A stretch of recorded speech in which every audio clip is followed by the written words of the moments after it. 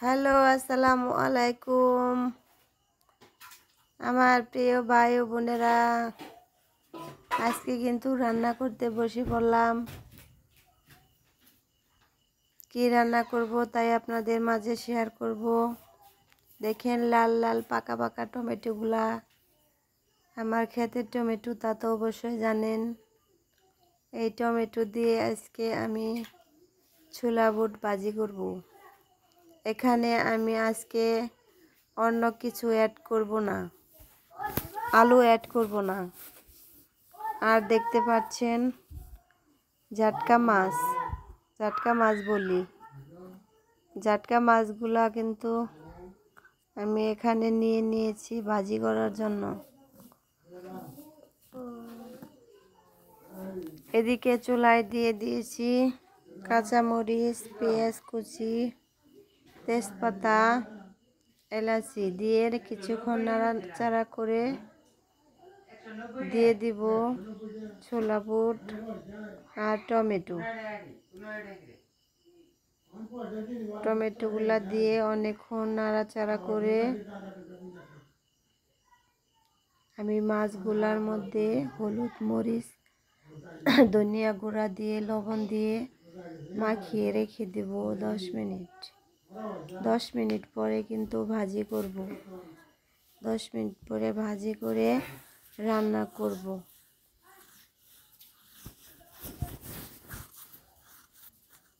এখানে কিন্তু সব মশলাই দিয়ে দিছি। এদিকে চুলায় কিন্তু আমার বুটটা হয়ে যাইতেছে। এত হয়ে গেছে, দেখেন কত সুন্দর কালার চলে আসছে। দেখতে কিন্তু খুব সুন্দর কালার হয়েছে, খেতেও ভালো লাগবে অনেক অবশ্যই।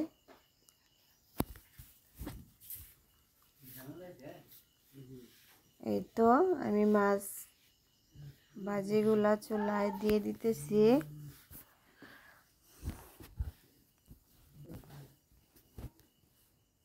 একে একে সব মাছগুলাই দিয়ে দিতেছি চুলায়, দিয়ে দিয়ে উল্টিয়ে পাল্টিয়ে নেড়ে চেড়ে ভাজি করে নেব। এই তো ভাজিটা শেষ, এখন নামিয়ে নেব।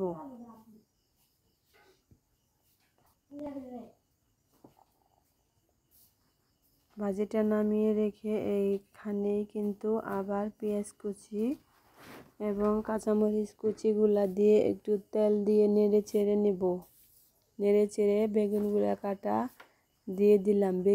বেগুনগুলাও কিন্তু ভালোভাবে ভাজির মতো করেই কষিয়ে নেব। এই তো কষানো শেষ আমার। বেগুন কিন্তু রান্না করতে সময় লাগে না, হালকা সময়ের মধ্যেই কিন্তু বেগুনের তরকারি হয়ে যায়। এখানে দিয়ে দিব ঝোল, পরিমাণ মতো ঝোল দিয়ে আবার একটু নাড়াচাড়া করে নিলাম। নাড়াচাড়াটা করে নিয়ে ঢেকে রেখে দেব। মাটির চুলায় কিন্তু রান্না হতে দেরি হয় না, খুব তাড়াতাড়ি হয়ে যায়। আর বেগুনের তরকারিটা কিন্তু আরও তাড়াতাড়ি হয়ে যায়। তাই এখানে একে একে মাছগুলা দিয়ে নিতেছি। আজকে অন্য কিছু কিন্তু দেখালাম না, শুধু একটা রেসিপি দেখালাম আপনাদেরকে। 2-3টা দেখানো সম্ভব না, প্রতিদিন একটা করেই দেখানো সম্ভব। তাই আমাদের মাঝে অনেক কষ্ট হয়। গ্রামের মানুষ নানান পদ্ধতির কাজ করে খেতে হয়।